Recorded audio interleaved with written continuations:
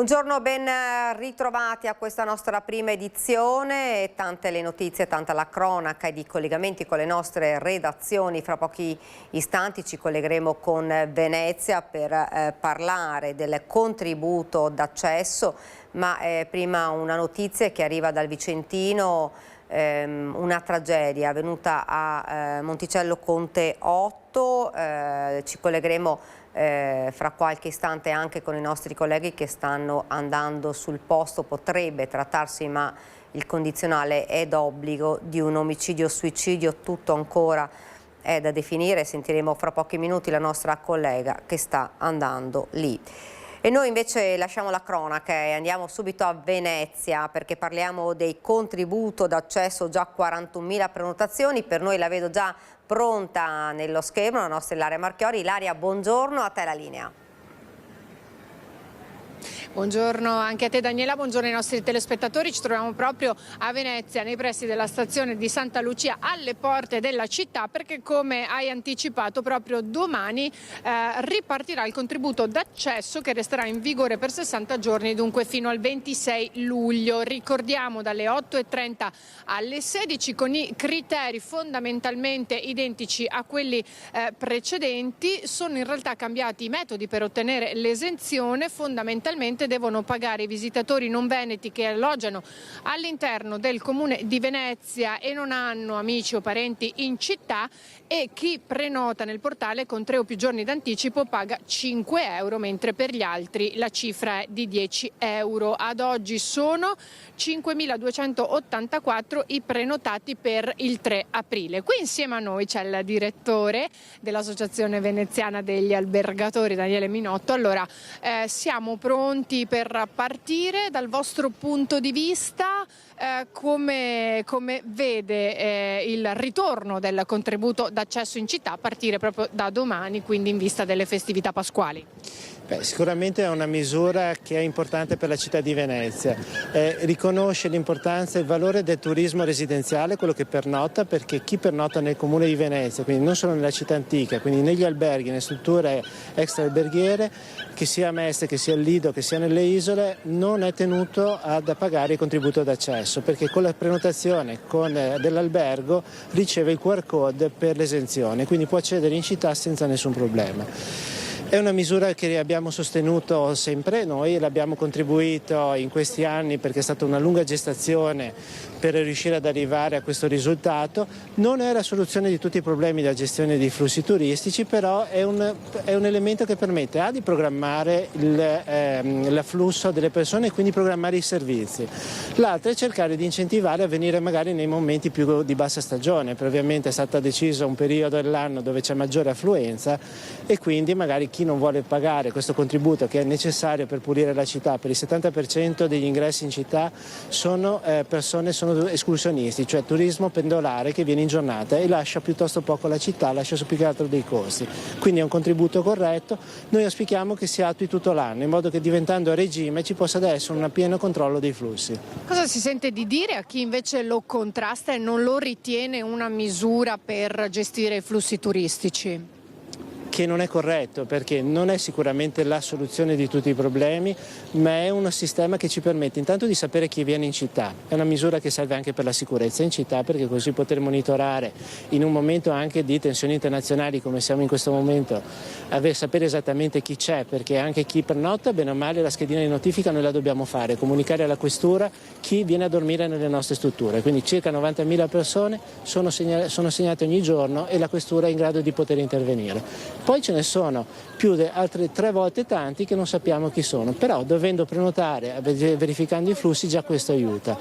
Poi nel momento in cui andrà completamente a regime insieme ad altre misure, perché sicuramente non è l'unica misura che può risolvere, però sicuramente aiuta e contribuisce alla tenuta in ordine della città. Direttore, avrà, immagino, sentito anche lei le polemiche che invece si sono scatenate in questi giorni della possibilità di estenderlo eventualmente ai veneti. Lei che cosa ne pensa di questo, di quest'idea nello specifico? Ovviamente non parliamo di adesso, ma del futuro, sempre per quanto riguarda la fase sperimentale, lo ricordiamo.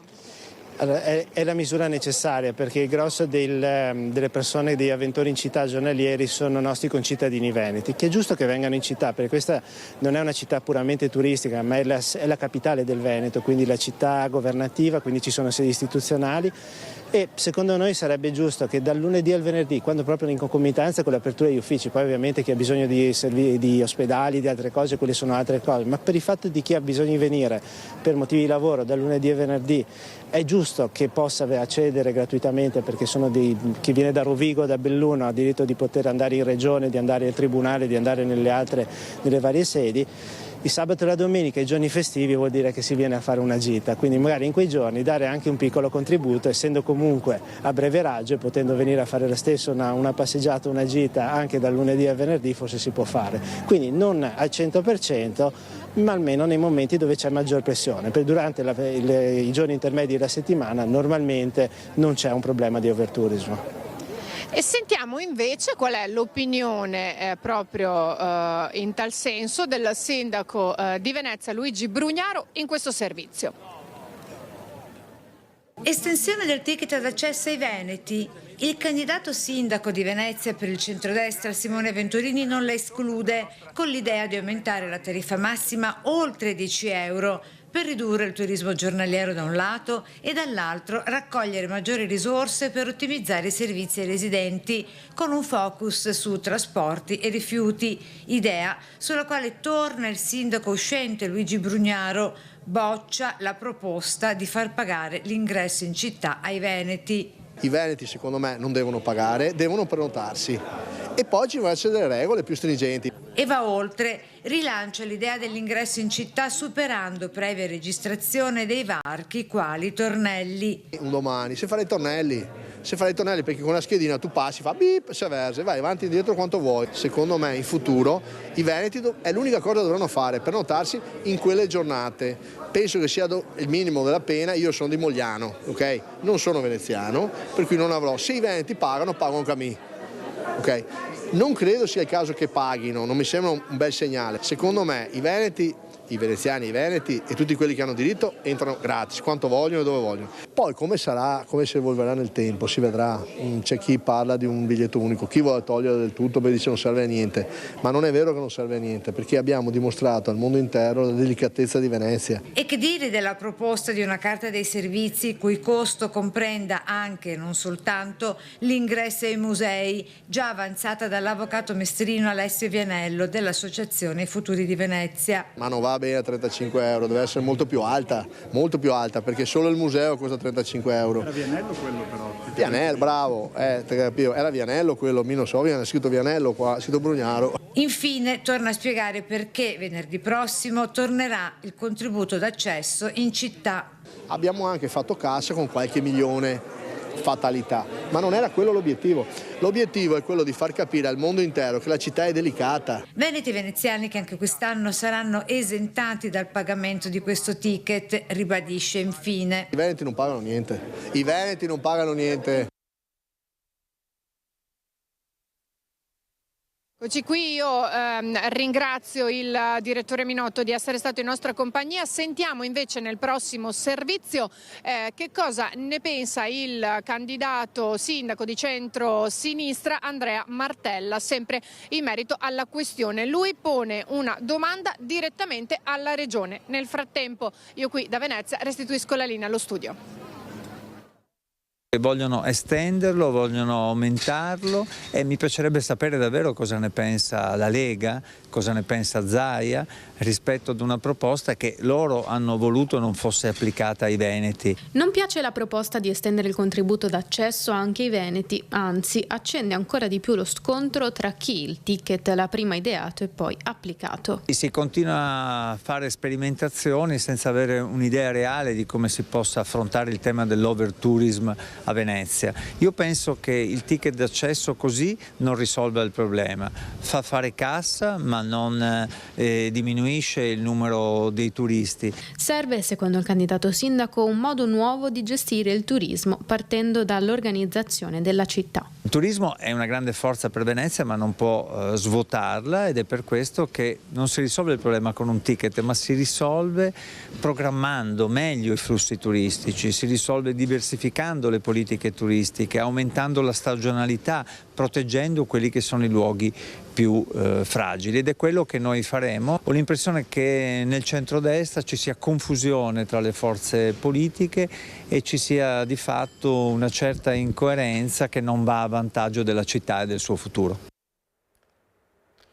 Come vi dicevo all'inizio di questa nostra prima edizione, c'è stata una tragedia a Monticello Conte 8 e precisamente a Cavazzale, una frazione in via Revoloni. Una persona è stata trovata priva di vita, e queste sono le foto, vedete le forze dell'ordine, i carabinieri in forze. È stata trovata una persona senza vita all'interno di questo appartamento, si parla di omicidio. Ovviamente stiamo attendendo la collega che sta arrivando sul posto per avere delle notizie rispetto a questa tragedia. Noi invece ora andiamo subito a Padova. Sale a 5 il numero degli anziani vittime della strada. L'ultima è un 84enne, Laura Rude, ma ci racconta tutto, la vedo sullo schermo, la nostra Marta Zatta. Marta, buongiorno.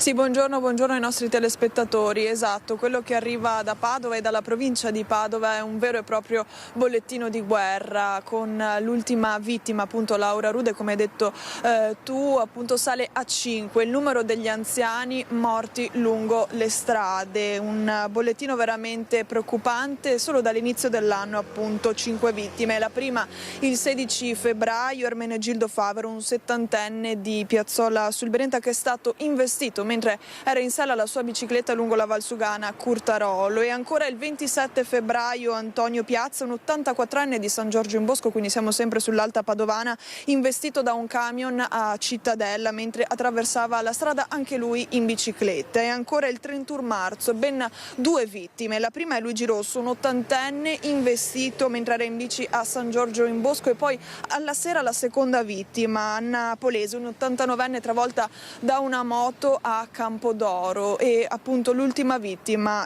Laura Rude, che in realtà era stata investita proprio sulle strisce pedonali che vedete dalle immagini di Federico Cibotto. Ci troviamo in via Trieste, stava attraversando la strada dopo che era appena andata a fare la spesa, e appunto un'auto l'ha travolta. Una donna che in realtà era anche molto conosciuta in città perché era stato un medico, ovviamente adesso in pensione, anche molto attiva all'interno delle cucine popolari di Padova. 5 vittime, 5 anziani, 5 persone fragili, quindi magari che non hanno neanche i riflessi di una persona più giovane, quindi anche l'invito a prestare maggiore attenzione di chi è alla guida di macchine e moto. Noi ora vi lasciamo al servizio di ricostruzione di quel terribile incidente, e poi la linea può tornare allo studio. Una vita dedicata agli altri, spezzata da un incidente. Laura Rude è morta dopo 11 giorni, dopo essere stata investita sulle strisce pedonali il 19 marzo in via Trieste a Padova. L'83enne, ex medico di malattie infettive e volontaria nelle cucine popolari, si è spenta in ospedale, lo stesso nosocomio in cui aveva lavorato per anni. Quella mattina stava rientrando a casa con la spesa quando è stata colpita da un'auto guidata da un uomo di 84 anni. Un impatto violento sotto gli occhi dei passanti, che hanno subito dato l'allarme. L'automobilista, che ora indagato, si è fermato a prestare soccorso. Trasportata d'urgenza in ospedale, la donna è apparsa subito in condizioni gravissime, fratture e traumi che l'hanno costretta in terapia intensiva e in coma farmacologico. Ha lottato per 11 giorni, fino a lunedì, quando il suo cuore ha smesso di battere. Ora la procura ha aperto un'inchiesta per omicidio stradale colposo, disposta l'autopsia, mentre la polizia locale sta ricostruendo la dinamica dell'incidente, anche attraverso le telecamere della zona. Ed intervento dei Vigili del Fuoco di Rovigo nella prima mattinata di oggi intorno alle 6:40 per un incidente stradale avvenuto sulla rotatoria dell'ingresso sud della città in località Borsea. La squadra è intervenuto lungo la strada statale 16 a seguito di un sinistro che ha coinvolto una vettura. Il conducente del veicolo è stato preso in carico dal SUEM 118 giunto sul posto insieme ai carabinieri per il cura del caso. I vigili del fuoco hanno provveduto alla messa in sicurezza del veicolo e dell'area interessata, operazioni che hanno comportato la chiusura dello svincolo per Borsè. La viabilità ha subito rallentamenti e disagi soprattutto nelle prime ore del mattino. Ed ancora un incidente, è morto ieri Claudio Tiziani, l'ex presidente della Lion Club di Bassano, investito da un mezzo di raccolta rifiuti a Castelfranco Veneto. Si è spento dopo 2 giorni di agonia all'ospedale Cafoncello il 70enne Claudio Tiziani, originario di Cittadella ma bassanese d'adozione, ex presidente del Lions Club di Bassano del Grappa e molto conosciuto in città. L'uomo era rimasto coinvolto in un incidente avvenuto lunedì mattina a Castelfranco Veneto. Secondo una prima ricostruzione, Tiziani era in sella alla sua bicicletta di ritorno verso casa e stava percorrendo via Camavitto quando un mezzo compattatore per la raccolta rifiuti di Contarina, guidato da un 54enne, avrebbe svoltato da via Bella Venezia, centrandolo in pieno. Il ciclista è finito a terra e il mezzo gli è passato sopra. Intervenuti nell'immediato il SUEM 118 e l'eliambulanza da Treviso. Le sue ferite sono apparse subito gravissime, anche se inizialmente era cosciente. Trasportato prima all'ospedale di Castelfranco, è stato poi trasferito al Cafoncello di Treviso perché le sue condizioni si erano purtroppo aggravate. La Procura della Repubblica di Treviso ha aperto un'inchiesta e come atto dovuto ha indagato l'autista del mezzo per omicidio stradale. Il PM incaricherà un consulente per accertare la dinamica della tragedia. Non è escluso che venga eseguita anche l'autopsia sul povero Tiziani. Contarina ha espresso il suo più profondo cordoglio per il decesso. Sanzioni per 35.000 euro agli ambulanti del mercato cittadino, una nuova ispezione della polizia locale con la novità dell'ispettorato del lavoro, sanzioni a 7 attività. Sentiamo. Buongiorno a tutti i telespettatori, siamo con il comandante Patrick Antonello della Polizia Locale di Treviso. Ci sono state delle attività ispettive in base al nuovo regolamento comunale sul mercato. Adesso chiediamo proprio a lui le sanzioni elevate e in cosa ha consistito, diciamo, questa nuova attività che avete fatto, che ha una novità.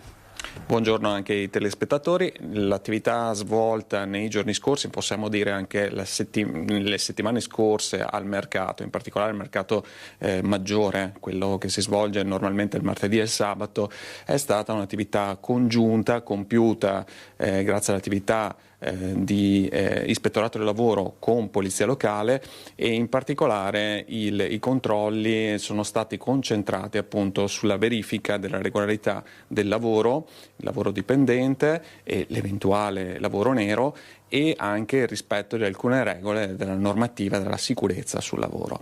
Questo ha portato all'evidenza di alcune rilevanti irregolarità per i quali siamo dovuti intervenire anche con la sospensione temporanea di alcune di queste. Tra l'altro sanzioni anche parecchio elevate per chi non rispetta le regole, perché avete elevato quasi 35.000 euro di multe.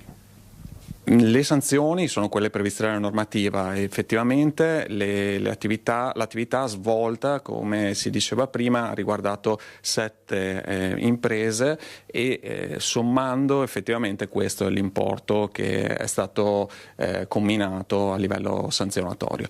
Devo dire che non è solo un lavoro, quest'ultimo che abbiamo fatto di ispezioni rispetto al mondo del lavoro, ma è anche l'applicazione di alcune regole previste dal nuovo regolamento comunale sui mercati e le fiere, con il quale lavoriamo ormai da inizio settembre dell'anno scorso e per il quale ci teniamo molto al rispetto delle regole, in quanto portano sicuramente a una maggior qualità del mercato tutto. Quindi va veramente a contrastare le possibilità di degrado e in questo senso ci siamo trovati, ahimè, anche a dover sanzionare alcune imprese che ancora probabilmente non avevano concepito attenzione alle nuove regole, quindi i banchi in disordine piuttosto che la vendita di merce usata che non è più consentita e alcune irregolarità rispetto all'etichettatura dei prodotti.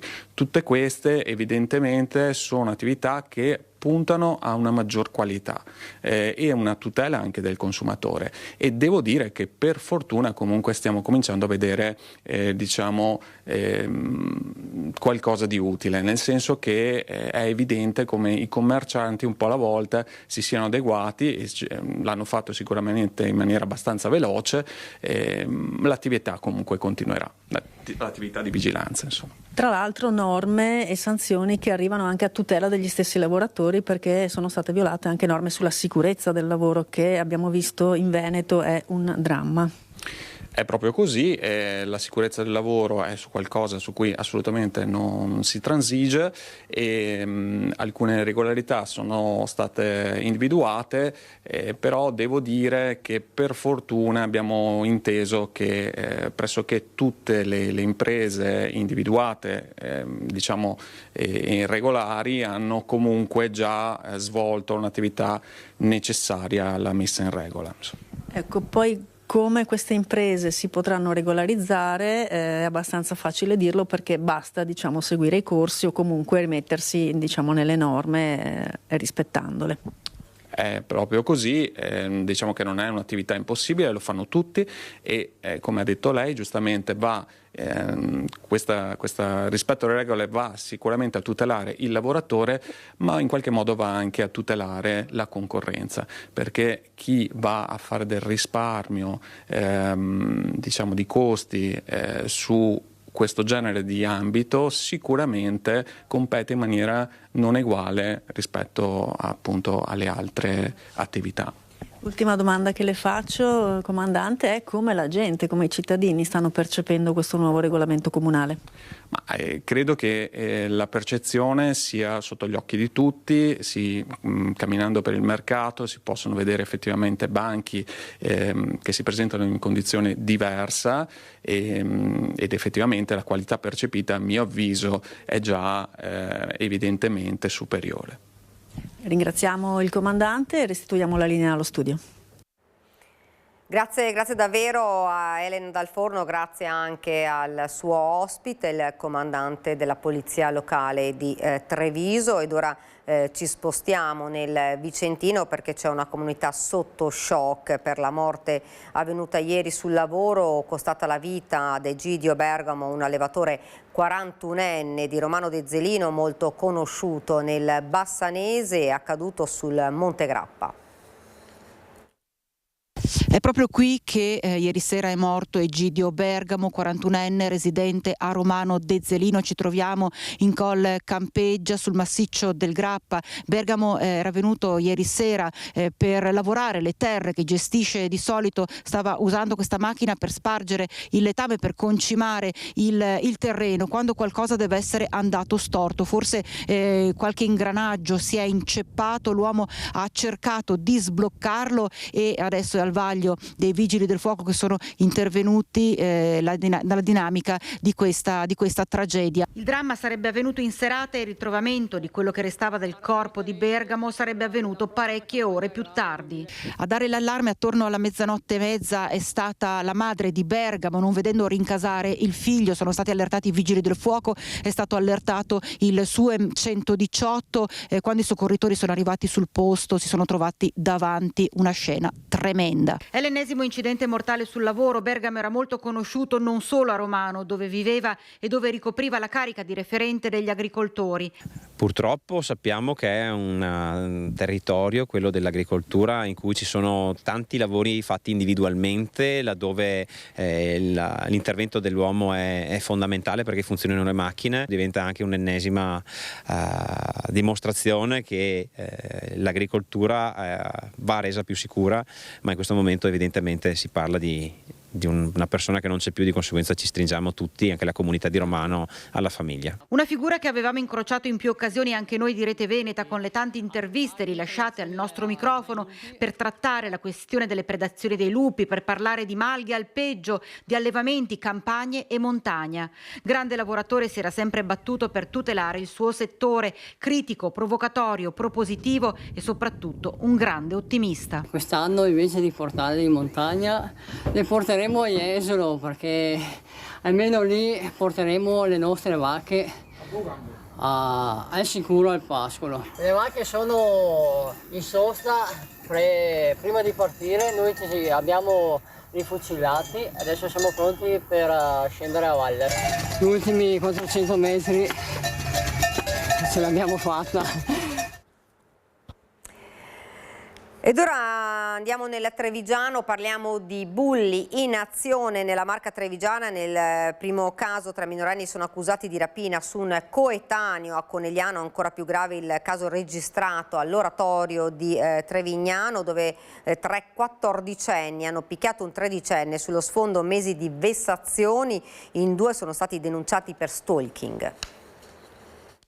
Questi giovani avevano messo insieme una serie di vessazioni nei confronti del ragazzo, tanto da ingenerargli insomma anche uno stato di ansia che perdurava e perdura tuttora. Le angherie fisiche e psicologiche andavano avanti da mesi, almeno dallo scorso autunno, un incubo a occhi aperti per un 13enne vessato da 3 ragazzi poco più grandi, 3 14enni italiani di seconda generazione. Sullo sfondo l'oratorio di via Monsignor Floriano a Trevignano, anche qui si sarebbe consumata parte delle violenze. Sicuramente l'ultima aggressione avvenuta una decina di giorni fa, con il ragazzino preso a botte, 5 giorni di prognosi rimediati. I carabinieri, una volta raccolta la denuncia e dopo una delicatissima indagine, hanno capito che non si trattava di un singolo episodio. Oltre al reato di lesioni personali, per 2 dei 3 14enni è scattata la denuncia per stalking, che raramente viene contestata a soggetti così giovani. È una delle prime volte che capita nella Marca trevigiana. Quello che rileva da un punto di vista del reato è lo stato d'ansia che viene generato appunto da una serie di situazioni che portano a cambiare lo stile di vita della parte della vittima in questo caso. E riteniamo, da quello che abbiamo assunto, di quello che abbiamo raccolto, che ci possa essere questo tipo di contestazione. Sarà la Procura dei minori ora, accanto ai militari, a fare piena luce su dinamiche e motivazioni. Stesso obiettivo per i fatti accaduti a Conegliano, dove anche in questo caso a entrare in azione è stata una banda composta da 3 minori, 2 sedicenni e un 17enne, quest'ultimo già con precedenti per reati contro il patrimonio e stupefacenti. 15 anni soltanto la vittima, aggredito e rapinato fuori dall'istituto Galileo Galilei, per lui 7 giorni di prognosi. Prima hanno tentato di sottrargli il giubbotto, poi gli hanno rubato il portafogli a suon di botte, calci e pugni. Nella circostanza, per fortuna, un passante ha notato quello che stava accadendo e l'intervento della pattuglia dei carabinieri di Conegliano ha messo in fuga i giovani, che poi sono stati tuttavia rintracciati e denunciati in stato di libertà per tentata rapina. Ed ora invece parliamo dell'omicidio di via Castelmenardo a Treviso per 4 minori accusati di concorso in omicidio, rapina ai danni di Francesco Favaretto. È stata decisa la messa alla prova. Sentiamo. Il Tribunale dei minori di Venezia ha deciso la messa alla prova nella misura massima prevista, ovvero 3 anni, per i 4 minorenni accusati di omicidio e rapina in concorso ai danni di Francesco Favaretto, il 22enne ucciso il 12 dicembre 2024 in via Castelmenardo. Non potranno però tornare a casa, ma rimarranno nelle comunità che li ospita. Stralciata la posizione di un quinto minorenne difeso dall'avvocato Guido Galletti, la sua posizione verrà valutata in un altro procedimento, mentre un sesto indesto ragazzino difeso dall'avvocato Fabio Crea è stato condannato a 8 anni con rito abbreviato. Per quanto riguarda i 4 giovanissimi che potranno beneficiare della messa alla prova, 2 ragazze e 2 ragazzi difesi dagli avvocati Fabrizio Santoro e Katia Salvalaggio dovranno accedere ad un programma che preveda un servizio di volontariato presso associazioni con persone fragili e proseguire in maniera positiva i percorsi scolastici e formativi professionali. Non solo, ma dovranno partecipare ad un progetto psicologico e sociale per analizzare le dinamiche relazionali del gruppo e le responsabilità individuali.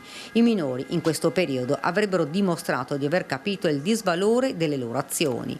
Allo stesso tempo sarebbe stato evidenziato come nessuno di loro fosse ritenuto responsabile diretto della morte di Favaretto. Il percorso, con una chiara finalità rieducativa, sarà seguito dagli operatori e dal Tribunale con una prima verifica fissata per il mese di luglio. Solo qualche giorno fa in Tribunale a Treviso presso la Corte d'Assise si è svolta un'altra udienza sempre per l'omicidio di Francesco Favaretto. Imputati ed accusati di omicidio volontario e rapina 3 ragazzi maggiorenni, 2 ventunenni ed un ventenne. Un delitto feroce che era stato ripreso da una telecamera di videosorveglianza. Baby gang, disagio giovanile e temi che affrontano quotidianamente i sindaci un po' di tutti i territori, e anche il messaggio del vescovo Brugnotto a Vicenza si rivolge ad un fenomeno che preoccupa. È un messaggio quello che ha preparato il vescovo di Vicenza, Giuliano Brugnotto, per la Pasqua, che non trascura i temi di stretta attualità, le riflessioni sul limite umano, e si rivolge in modo particolare ai giovani, alle loro fragilità, ai disagi giovanili che talvolta sfociano in violenza, di cui spesso parliamo anche alla luce dei recenti episodi di cronaca e di violenza che hanno riguardato la provincia di Vicenza, in modo particolare l'Alto Vicentino di recente. Da qui l'invito del vescovo a reagire con l'esempio, a farci carico di questo disagio offrendo testimonianze, e la citazione di Monsignor Brugnotto è rivolta all'esempio di Sammy Basso. E certamente in questo momento dove tocchiamo con mano il disagio di tanti adolescenti e giovani, da un lato Sammy Basso resta un po' un riferimento, appunto perché ha fatto della condizione di limite una possibilità di vita per sé e anche per gli altri in modo speciale. E direi anche che di fronte a tutte queste situazioni di violenza che sono in capo ad alcuni anche giovanissimi o ragazzi addirittura, noi dobbiamo in qualche modo reagire attraverso un processo educativo che offra esattamente il contrario di ciò che la violenza impone nei confronti degli altri, e il contrario è la gentilezza e il farci carico delle ferite degli altri, in modo particolare di questi ragazzi, perché a volte nella diffusa più percezione generale sembra che si debba solo reprimere.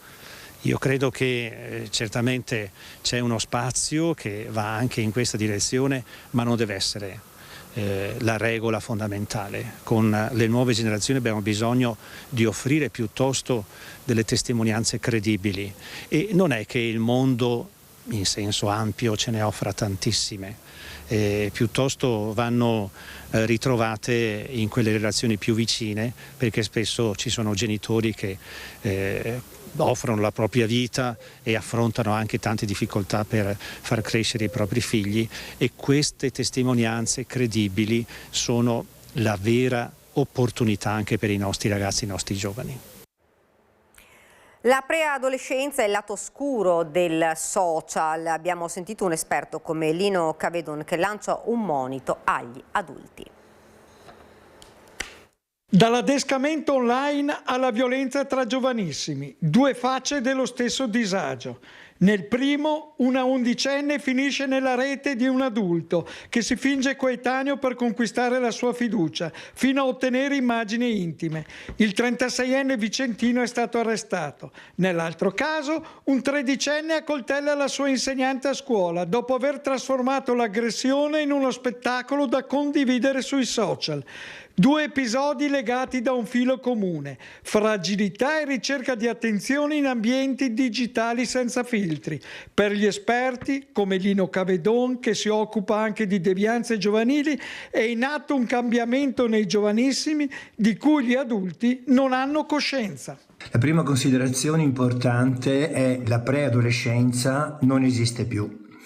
Ed è da molto tempo che lo diciamo, quindi c'è un passaggio dall'infanzia all'adolescenza senza quel periodo in cui l'adolescente possa creare le basi del proprio io. L'altra considerazione è che il web purtroppo è un luogo dove non ci sono confini, dove non c'è protezione, dove non c'è un adulto che orienti nelle scelte.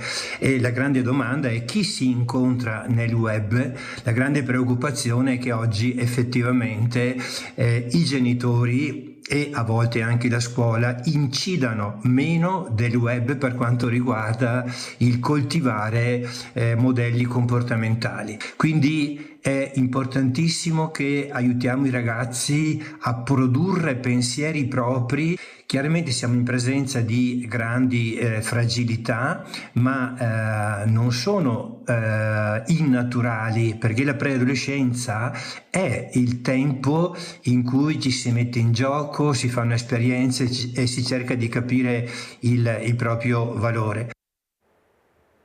Ed ora ci fermiamo per qualche istante di pubblicità.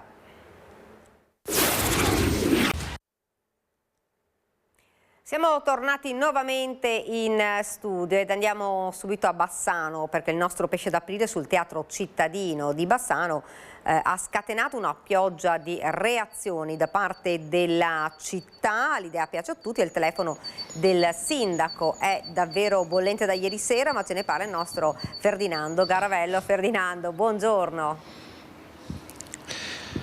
Buongiorno anche ai nostri telespettatori. Effettivamente stavolta l'abbiamo fatta grossa, abbiamo lanciato con un servizio al quale ha partecipato anche il sindaco Nicola Finco un pesce d'aprile, dicendo che qui alle nostre spalle nel Parco Ragazzi del 99, quindi nel cuore verde di Bassano del Grappa, sorgerà il Teatro Cittadino, un teatro green da 25 milioni di euro che arriveranno dall'Europa, quindi una cosa assolutamente gigantesca, una cosa talmente plausibile che è da ieri sera che il telefono del sindaco non smette di suonare e anche in redazione a Bassano i telefoni suonano e arrivano i messaggi, e la cosa divertente, passateci il termine in questo caso, è che tutti sono d'accordo nel dire è la più bella idea che abbiamo sentito in città e nei dintorni per un teatro. Però secondo me può spiegare molto meglio lo scherzo e tutto quello che è avvenuto il servizio che abbiamo preparato proprio per il pesce d'aprile. Dopo tantissimi anni abbiamo avuto la fortuna di ottenere questo importante finanziamento di oltre 20 milioni di euro provenienti dall'Unione Europea, che ci consentirà di realizzare questa nuova importante infrastruttura culturale. Nell'uovo di Pasqua Bassano del Grappa trova una sorpresa attesa da tantissimo tempo, un teatro cittadino nuovo di zecca. Come dite, questo? No, non è questo.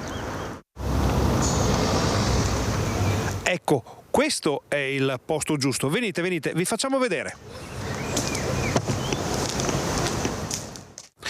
Ed ecco dove sorgerà il nuovo teatro, il centro culturale di Bassano del Grappa, qui nel cuore del Parco Ragazzi del 99, un progetto avveniristico che è stato in grado di intercettare un bando europeo da 25 milioni di euro.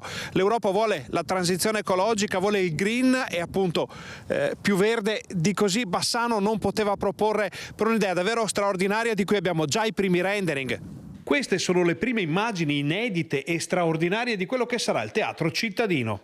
Una struttura letteralmente immersa nel verde, in grado di trasformarsi da teatro a centro culturale in pochi istanti. Legno e pietra richiamano il contesto, ma allo stesso tempo i boschi del Grappa e le rocce delle montagne che dominano la conca di Bassano. Un teatro da oltre 1000 posti che manda in archivio tutte le ipotesi fatte fin qui, dall'Astra alle piazze passando per il centro giovanile e l'ormai scomparso Genius Center. Un super teatro con un parcheggio già pronto e con i soldi già stanziati dall'Europa. Fra i più soddisfatti dell'operazione c'è il sindaco Nicola Finco. A Bassano del Grappa è uno dei luoghi più particolari, più belli, ma anche è un luogo immerso nel verde, quindi sicuramente una struttura del genere troverà il luogo ideale e speriamo di vederla concretizzata nel giro di poco. I tempi sono piuttosto stretti, i finanziamenti europei sono già disponibili e il progetto è ormai allo stato avanzato. Il faldone approderà a breve in giunta e poi in consiglio comunale per l'approvazione, quindi sarà presentato alla città. E poi, finalmente, Bassano avrà il teatro che si merita.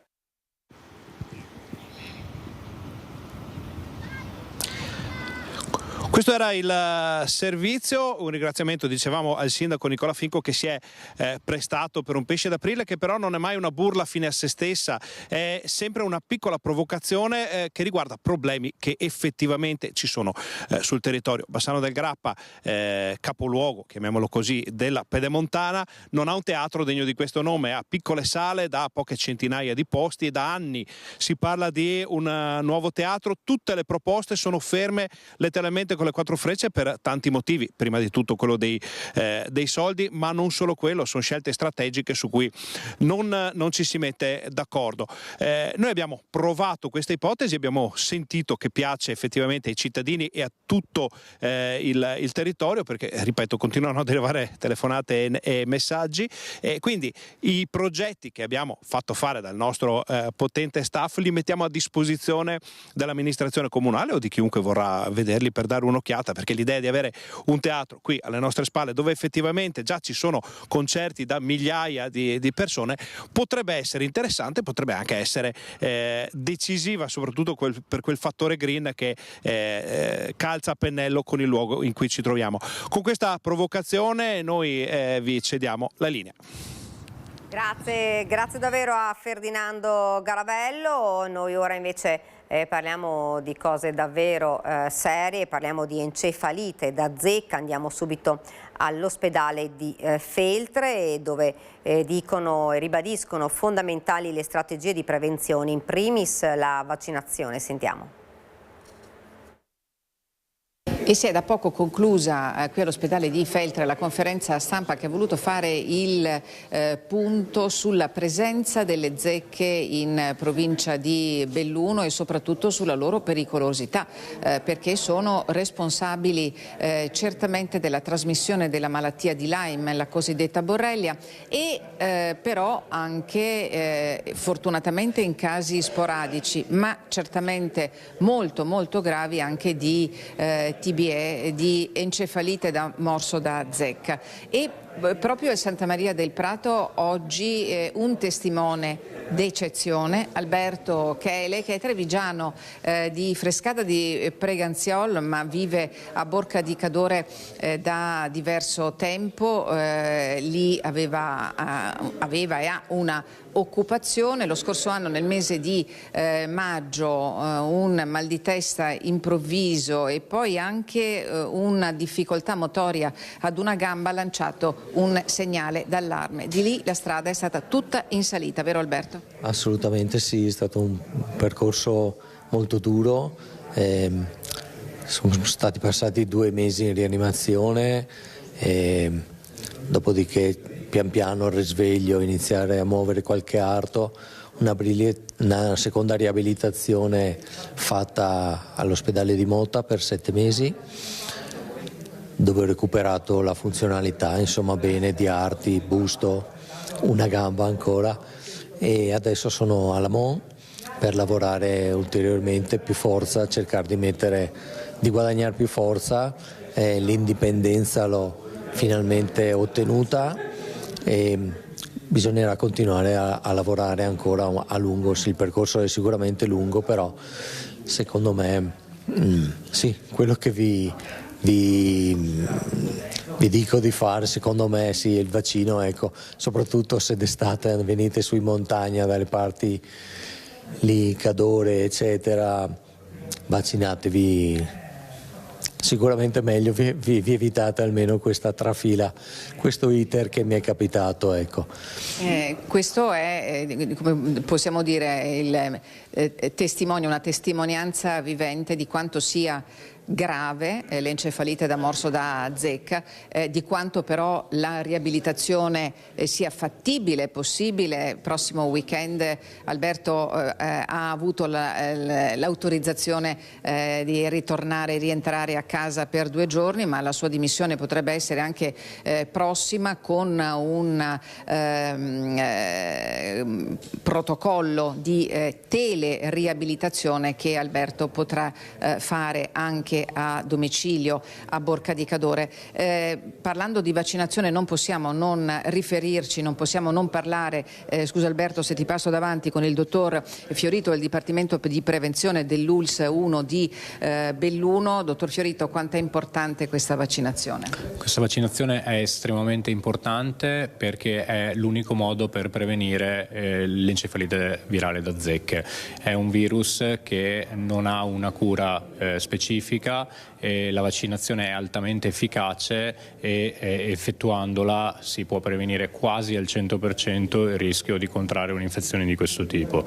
È una vaccinazione che è gratuita per tutti i residenti all'interno del territorio dell'ULSS Dolomiti, a pagamento diciamo per tutti gli altri del Veneto? Sì, la vaccinazione dal 2019 è gratuita per tutti i residenti nella provincia di Belluno come territorio ad alta endemia, e è a prezzo calmierato però per tutti i residenti nelle altre province del Veneto.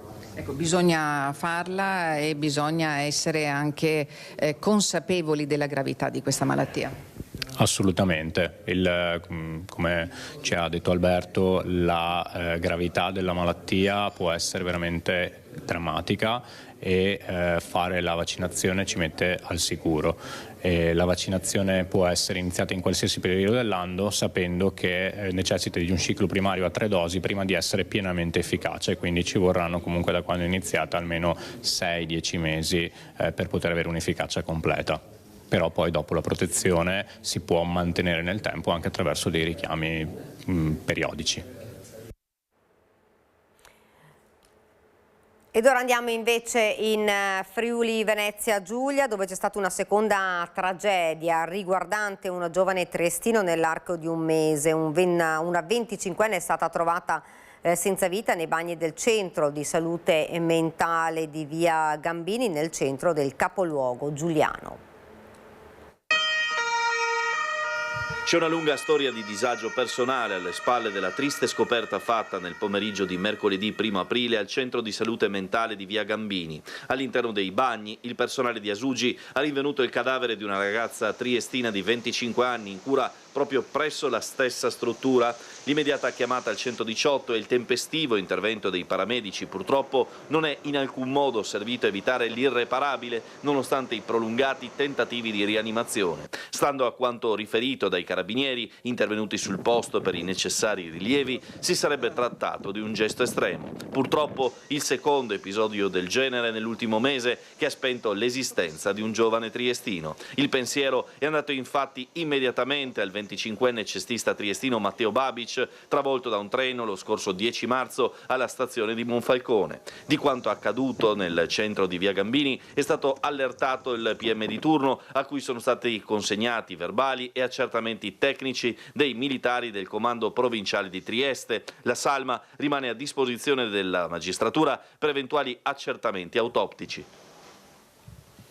E rimaniamo sempre a Trieste, stipati nel vano bagaglio di un autobus di linea in condizioni insostenibili. La Polizia di Frontiera ha salvato 11 cuccioli di barboncino nano, il controllo dal valico di Pese, pesanti sanzioni al proprietario degli animali e al conducente del bus.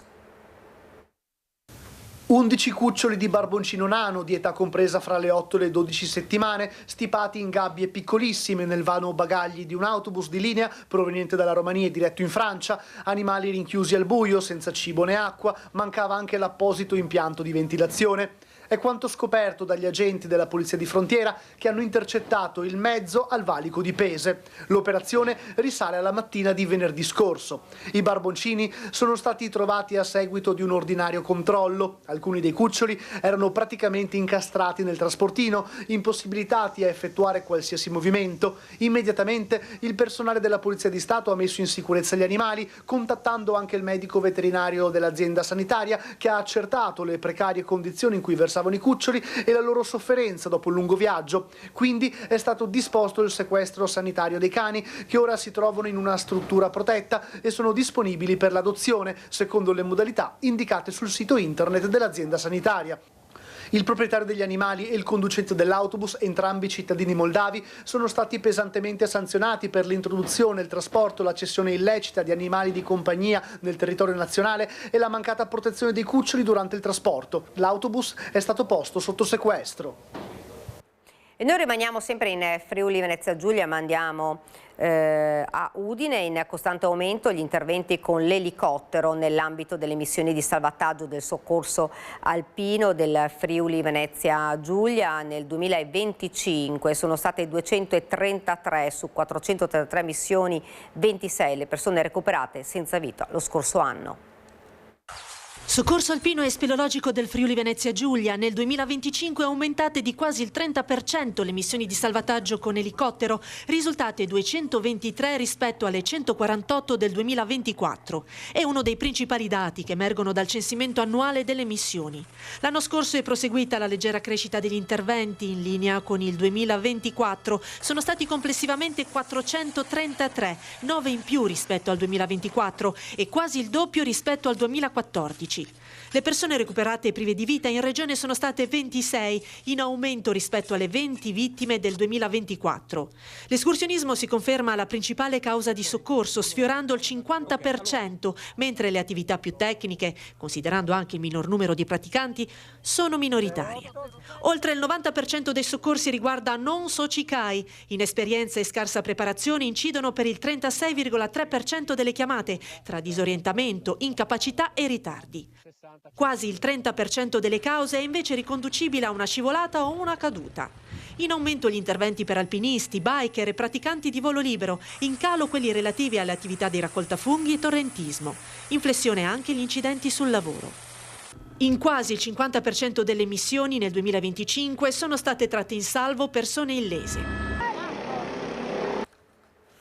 Ed ora torniamo invece nel nostro territorio, andiamo a Vicenza, 3 aggressioni in carcere. A Vicenza in 2 giorni il sindacato degli agenti penitenziari invoca un cambio di passo alle istituzioni competenti vista la situazione emergenziale in cui operano. 15 giorni di prognosi è quanto hanno previsto i medici del San Bortolo nei confronti di un agente di polizia penitenziaria del carcere di Vicenza, vittima dell'ennesima aggressione da parte di un detenuto. Un soggetto di difficile adattamento che aveva tentato di sottrarre un buono gas direttamente dalle tasche dell'agente, motivo della violenta colluttazione che ne è derivata. Un grave episodio che si somma ad altre 2 aggressioni avvenute il giorno prima, una a seguito di un tentativo di strangolamento sempre da parte di un detenuto che è costato all'agente 5 giorni di prognosi e di un collega costretto a rivolgersi alle cure del pronto soccorso dopo aver difeso le chiavi della sezione che un altro detenuto aveva tentato di strappare con violenza. Insorge il sindacato USPP che sollecita le istituzioni a prendere opportuni provvedimenti visto lo stato di emergenza continuo che l'organico sottodimensionato degli agenti penitenziari è costretto a gestire in condizioni di forte pressione ai limiti della tollerabilità. E sempre a Vicenza, Guardia di Finanza, controlli a tappeto nel settore dei carburanti che si sono concentrati sui distributori delle principali arterie della provincia. Intensificati i controlli della Guardia di Finanza in tutto il territorio provinciale, dal Vicentino al Bassanese, a tutela dei consumatori e della trasparenza nel mercato dei carburanti. Le fiamme gialle beriche hanno intensificato l'attività ispettiva lungo l'intera filiera distributiva dei prodotti energetici, concentrandosi sul controllo degli impianti di distribuzione nelle principali arterie stradali dell'intera provincia. Nello specifico sono stati condotti dall'inizio dell'anno circa 30 controlli, riscontrando nel 25% dei casi delle irregolarità. Queste attengono principalmente alla pubblicità dei prezzi riportata nella cartellonistica, o nonché omissioni praticate dai commercianti circa la comunicazione dei prezzi all'osservatorio dei prezzi istituito presso il Ministero delle Imprese e del Made in Italy. Le violazioni sono state da ultimo comunicate alla Prefettura di Vicenza, che è l'ente competente per l'irrogazione delle relative sanzioni. Ed ora torniamo a parlare della notizia con cui abbiamo aperto questa prima edizione, una tragedia avvenuta a Monticello Conte 8 nel Vicentino. Sentiamo subito la nostra collega Luisa Bertini, che vediamo sul posto. Una persona, sappiamo, è stata trovata priva di vita. Luisa, a te la linea. Sì, buongiorno a te, buongiorno ai nostri telespettatori, buongiorno anche al sindaco di Monticello Conte 8 che ci ha raggiunto. Alle mie spalle via Fogazzaro, la palazzina dove stamattina è stato trovato il cadavere di un uomo di cui ancora non si conosce l'identità, un dramma che al momento resta nei contorni del giallo, perché è tutto da chiarire, le dinamiche, le cause della morte, tanto più che anche il sindaco è in attesa di avere informazioni e notizie. Intanto il paese è sconcertato. Stamattina qui c'è stato un via vai tra polizia, carabinieri, scientifica per i rilievi che sono tra l'altro ancora in corso. Sì, io sono stata avvisata verso le ore 11 che la zona era pattugliata già da parecchie volanti, dei carabinieri della Polizia di Stato, era pattugliata, era transennata, e quindi non abbiamo mai potuto avvicinarci, non ci è ancora dato di conoscere i contorni della vicenda. Di certo sappiamo che è stata trovata una persona morta e una persona era ferita. E non conosciamo nemmeno l'identità di queste persone, gli abitanti di questa casa, che è una casa popolare degli anni 30. E niente, però il paese è sconvolto. Per fortuna oggi i ragazzini sono a casa da scuola, anche qua vicino c'è la scuola materna Giroi, che è una scuola materna parrocchiale, e meglio insomma che non ci fossero bambini in zona. Quindi diciamo inibita per il momento al transito questa zona. Ovviamente aspetteremo per eventuali chiarimenti o quello che emergerà dalle indagini che sono ancora in corso e dai rilievi che, come vedete, sono ancora in corso. Per il momento è tutto. Ovviamente qualora ci fossero degli aggiornamenti vi richiederemo la linea. Io ringrazio il sindaco per essere stata con noi. Grazie davvero a Luisa Bertini. Ovviamente qualora ci fossero ulteriori aggiornamenti su questa tragedia puoi chiederci la linea in ogni istante. Noi ora però torniamo nel Trevigiano, esattamente torniamo proprio a Treviso. Doveva scadere subito dopo Pasqua, ma la zona rossa di Treviso è stata riconfermata per altri 2 mesi, così ha deciso il prefetto, soddisfatto il sindaco Mario Conte, per il quale ora bisogna lavorare a una vera riforma della giustizia, e chiama in causa lo stesso ministro Carlo Nordio. Il prefetto ha deciso di prorogare di altri 60 giorni la scadenza della zona rossa, e quindi si continuerà con lo stesso perimetro della zona attuale e con lo stesso andamento di controlli. E quindi senza soluzione di continuità fino ai primi di giugno, in modo da coprire, come recita anche la nota della prefettura, ponti e festività. Escludendo ulteriori allargamenti ad altre zone del capoluogo, restano zone rosse il quadrante di Via Roma, a ridosso della stazione, e quello altrettanto caldo di Piazza Borsa. Così ha deciso il prefetto Angelo Sidoti al termine del vertice convocato con forze dell'ordine, polizia municipale e sindaco. I cittadini manifestano soddisfazione e si sentono un po' più sicuri, quindi la percezione di sicurezza è certamente molto migliorata. Poi sono stati anche allontanati una quindicina di soggetti che quindi è stato dato un segnale forte. Di certo ha avuto un suo peso specifico l'ultima rissa, quella di sabato sera in via Zorzetto, con diverse denunce e 2 soggetti allontanati. Proprio l'allontanamento è uno degli strumenti d'elezione della zona rossa, con tutti i pro e i contro del caso. Talvolta non sono efficaci, perché si allontana una persona, si sposta e poi questa ritorna. Noi lavoriamo con gli strumenti che abbiamo a disposizione, poi attraverso le forze politiche, attraverso anche la presenza del ministro qui in città, dobbiamo lavorare perché coloro che compiono i reati finiscano in galera e non ce li ritroviamo in giro per le strade a compiere ulteriori reati. Però questo è un ragionamento diverso che passa attraverso una vera riforma della giustizia e quindi in questo momento però ci accontentiamo di questi strumenti che sono strumenti importanti per le forze dell'ordine. Dunque Conte spera ancora nel guardasigilli e più in generale nell'azione di governo, ma non c'è soltanto la zona rossa a Treviso, presente al vertice in prefettura anche il presidente della provincia. Per quanto riguarda la Pasqua ci saranno dei controlli in più di routine, però nulla di cui preoccuparsi. Massima attenzione, continua il lavoro delle forze dell'ordine. E ancora cronaca, è stato identificato grazie alle telecamere comunali di videosorveglianza l'automobilista che tra sabato e domenica si è schiantato contro una rotonda gaierina battendo un palo stradale per poi allontanarsi. In questo fotogramma di una delle telecamere di videosorveglianza di Gaiarine si vede un'auto transitare pochi istanti prima di schiantarsi contro la rotonda di Via Vizza, abbattendo questo palo della segnaletica stradale, senza poi fermarsi.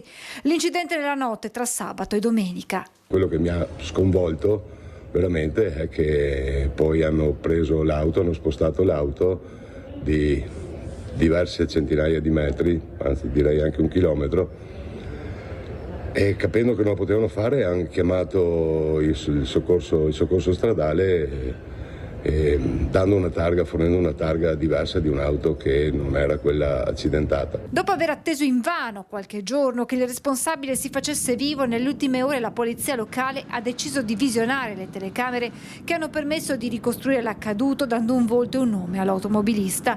Si tratta di un 40enne straniero residente nel Pordenonese che ora, oltre al risarcimento dei danni causati alla rotonda, dovrà rispondere delle violazioni al codice della strada. Fondamentali in questa occasione, come in altre, il sistema di videosorveglianza comunale. Qualche giorno fa c'è stato anche un abbandono di rifiuti importante trovato poi con la videosorveglianza. Un doppio risultato, evidenzia Zanchetta, che rafforza il ruolo sempre più centrale della tecnologia nel controllo del territorio. Ci tengo a sottolineare l'importanza e la contentezza anche poi di aver investito sulla videosorveglianza in questi anni. Oggi abbiamo 39 telecamere e servono. Certo, tutti vorrebbero la telecamera fuori dalla porta di casa, ahimè questo non è possibile. Ed ora ci fermiamo per qualche istante di pubblicità.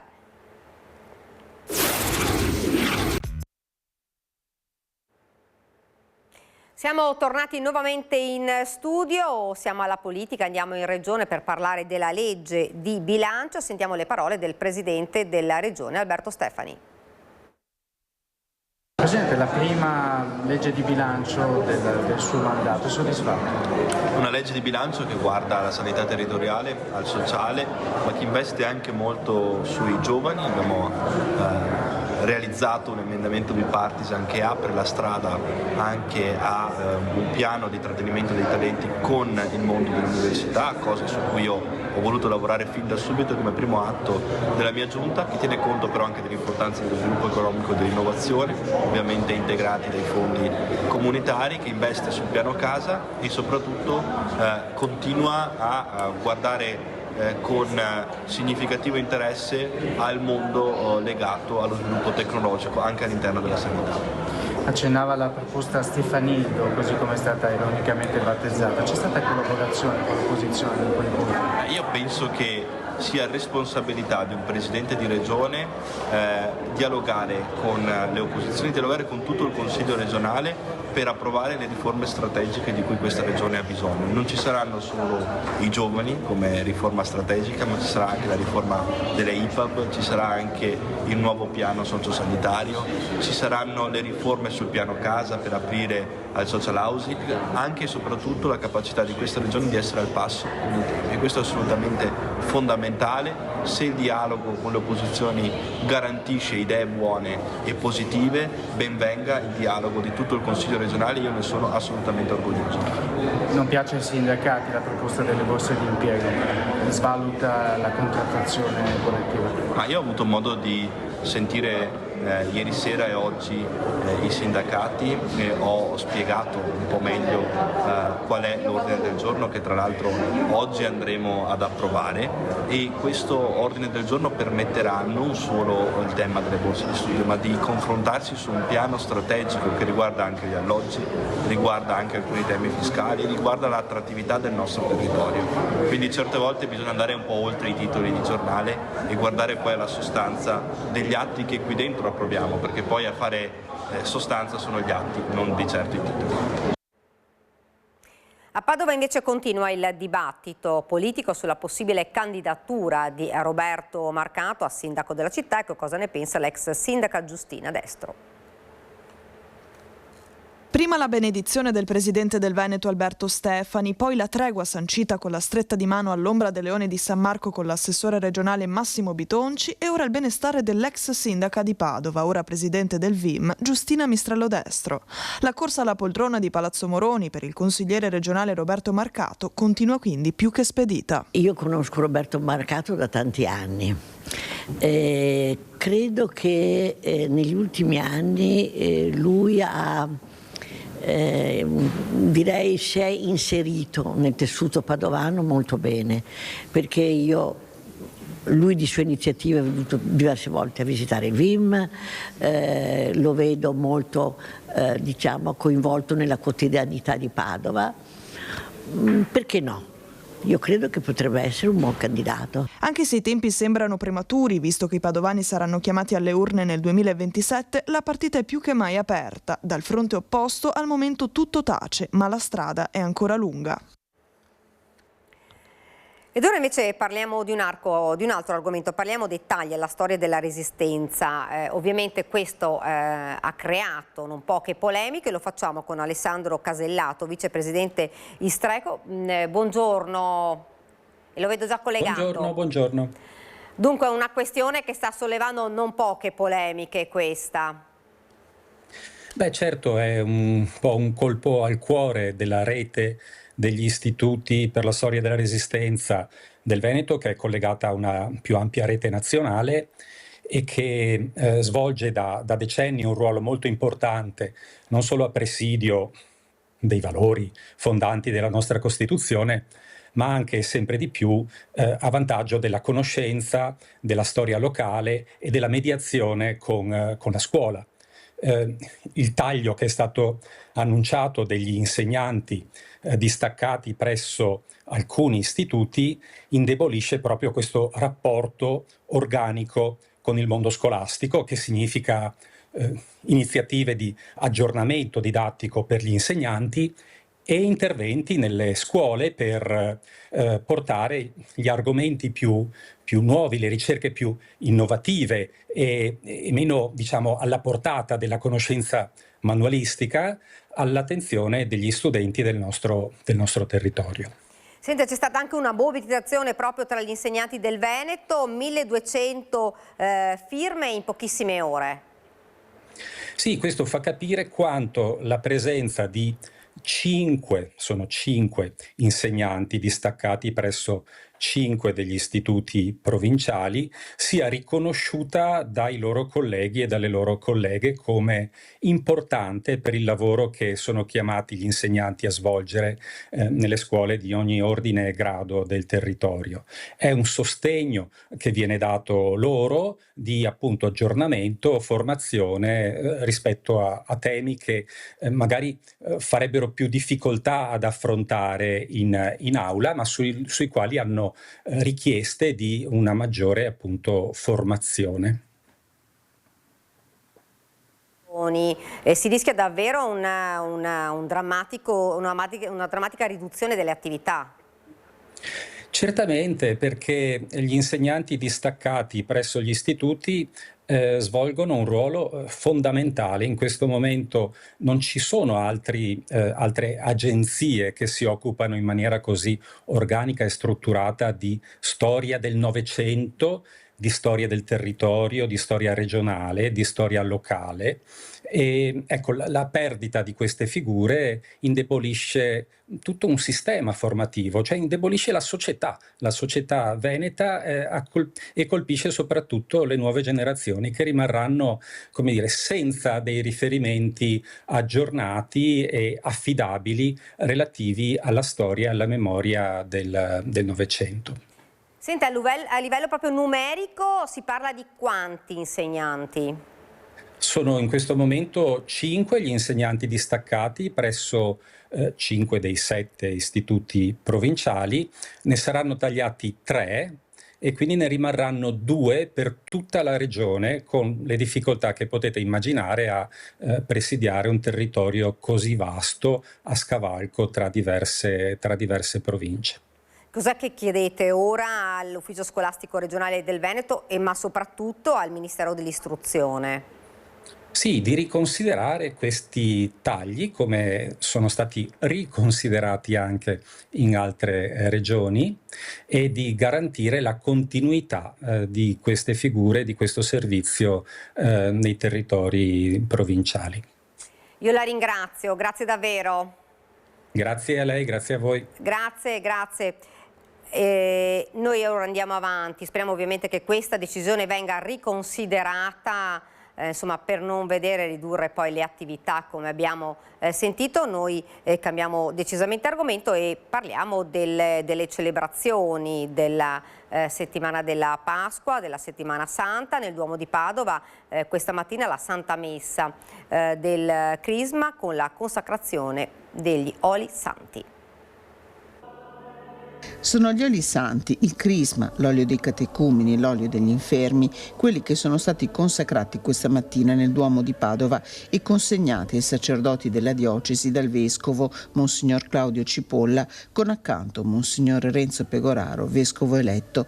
Un rito che inizia in modo solenne il Triduo Pasquale, i giorni nei quali la Chiesa universale celebra e vive il cuore della sua fede, la morte e risurrezione di Gesù Cristo. Nel pomeriggio sera sarà celebrata la messa in Cena Domini, che nella Basilica del Santo sarà presieduta dal ministro provinciale padre Roberto Brandinelli, con la chiesa poi aperta fino alla mezzanotte per l'adorazione del Santissimo Sacramento posto nella cappella della Reposizione.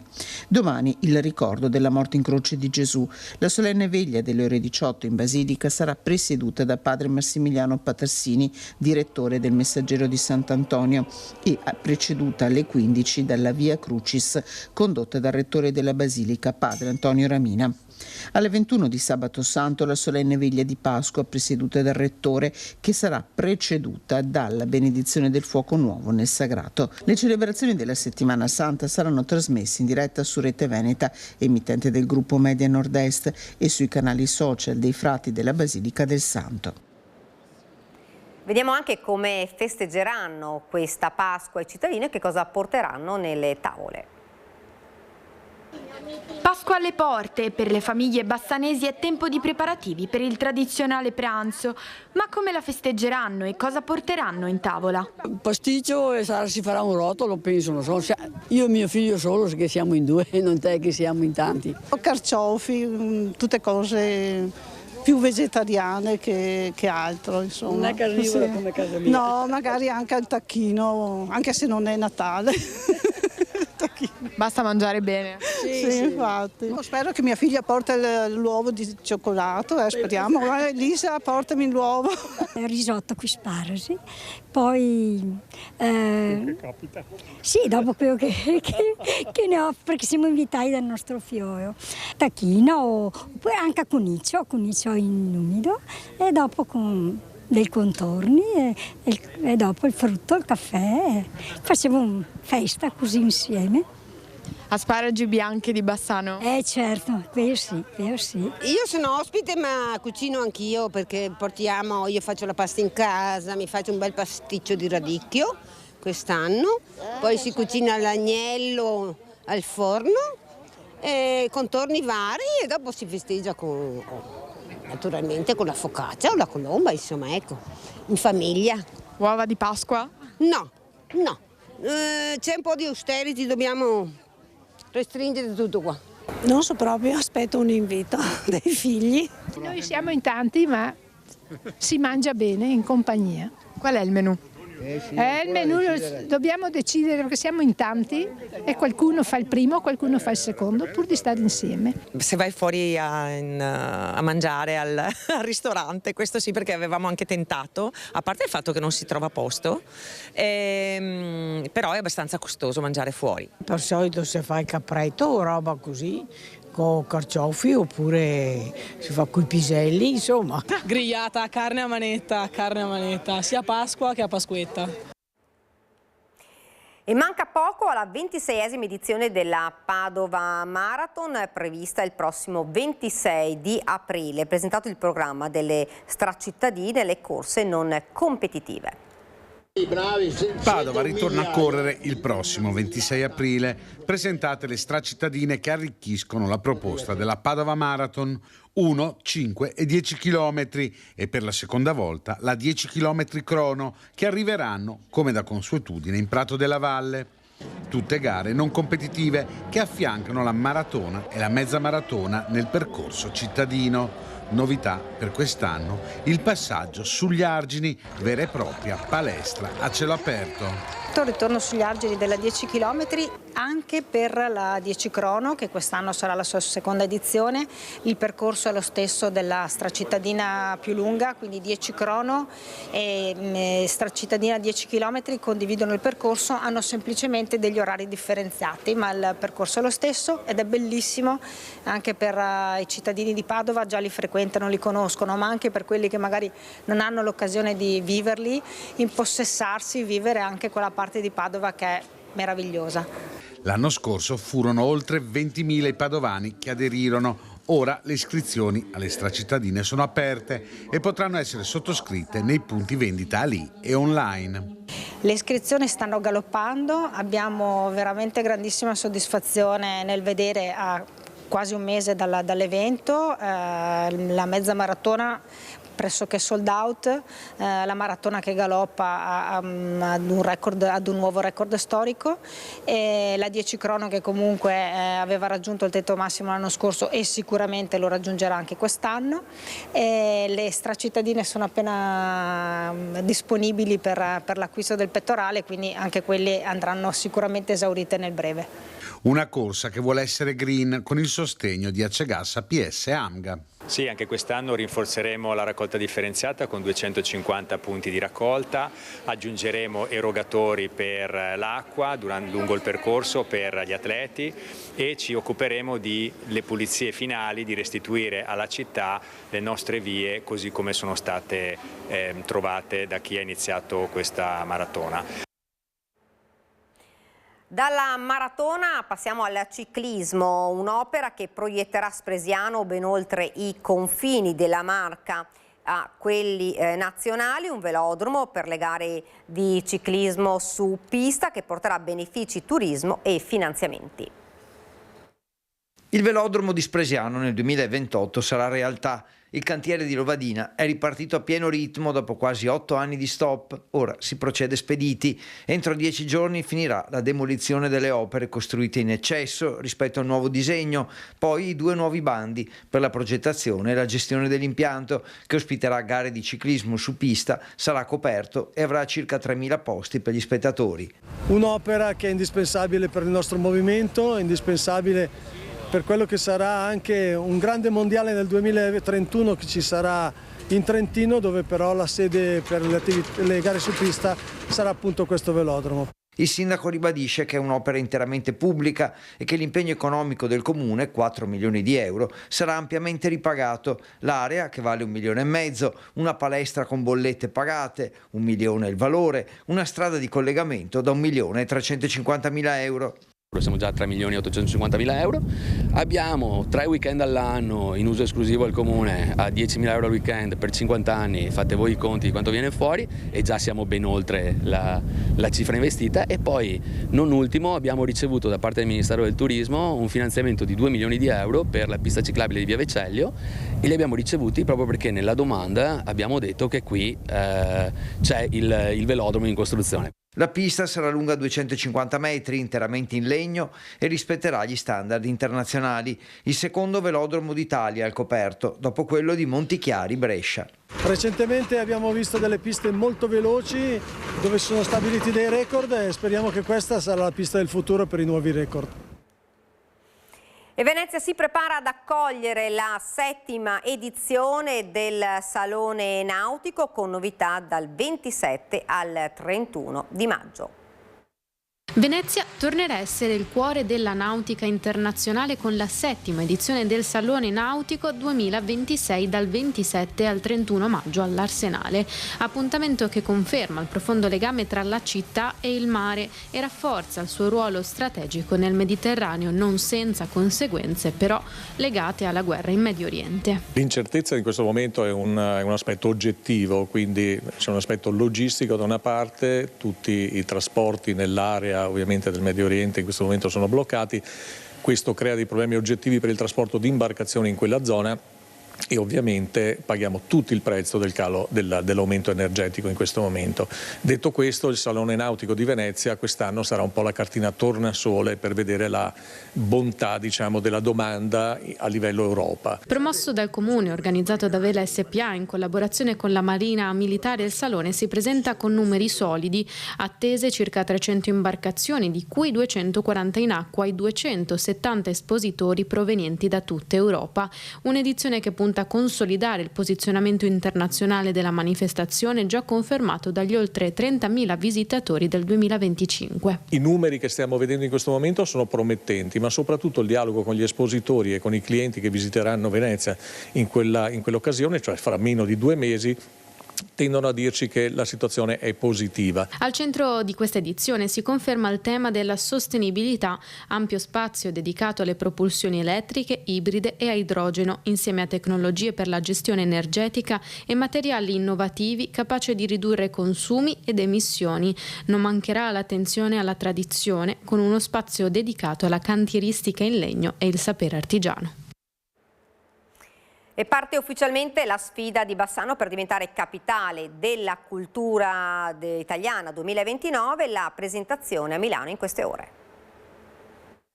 Tutto è pronto, scatta la corsa capitale della cultura, parte ufficialmente la sfida di Bassano del Grappa per diventare capitale italiana della cultura 2029.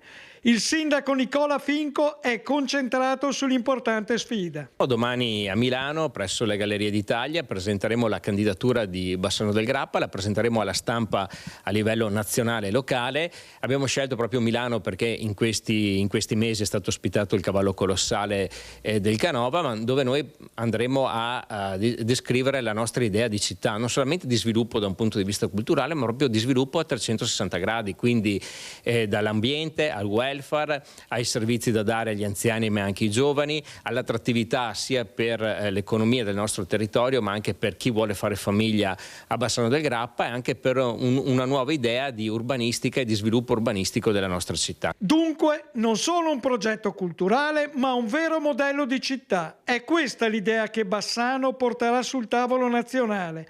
Un sistema che mette insieme istituzioni, imprese, associazioni e cittadini, con l'obiettivo di valorizzare una storia già ricca e proiettata nel futuro. Quindi tutta una serie di idee che abbiamo, che le andremo a concretizzare attraverso una serie di tavoli tecnici aperti alla cittadinanza e poi questi tavoli andranno a redare dei documenti che verranno depositati al Ministero entro il mese di settembre, che andranno a comporre quel famoso dossier che poi ci servirà per portare a casa questo ambito riconoscimento. Quindi una sfida importante perché sappiamo che ce la giochiamo su scala nazionale, ma Bassano penso abbia tutte le carte in regola per farcela. Ed ora siamo invece alla sanità, presentata dalla direttrice generale Patrizia Benini, la nuova direzione strategica che le affiancherà alla guida dell'ULSS 6 Euganea, la più grande del Veneto. Non esiste un bravo direttore se non esiste una brava squadra e non esiste una brava direzione generale strategica se tutto il sistema non funziona. Eccola la nuova direzione strategica che guiderà l'ULSS Euganea per i prossimi anni. Il direttore generale, la dottoressa Patrizia Benini, ha presentato i nuovi direttori che l'affiancheranno al timone della più grande azienda sanitaria del Veneto.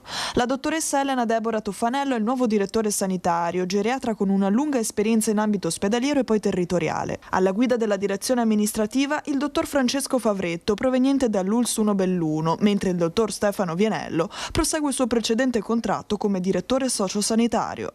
Ora che la squadra è al completo, pancia a terra per portare a termine gli obiettivi prefissati. Il rispetto dei tempi del PNRR, lì non possiamo sbagliare ovviamente e siamo in ottime mani per chi lo sta gestendo, per chi lo ha gestito e quindi sono certa che gli obiettivi li otteniamo. Quindi quello è il primo grande tema, far partire le case di comunità, far partire gli ospedali di comunità. Parallelamente a questo c'è un tema importante per noi che è quello della tenuta dei conti, perché l'azienda sicuramente dovrà organizzarsi al meglio per meglio utilizzare le risorse per rendere sempre più sostenibile questo tipo di sistema. E poi c'è la rete ospedaliera che ha un'integrazione ancora più forte tra i nostri 4 ospedali, ma anche con l'azienda ospedaliera sempre di più.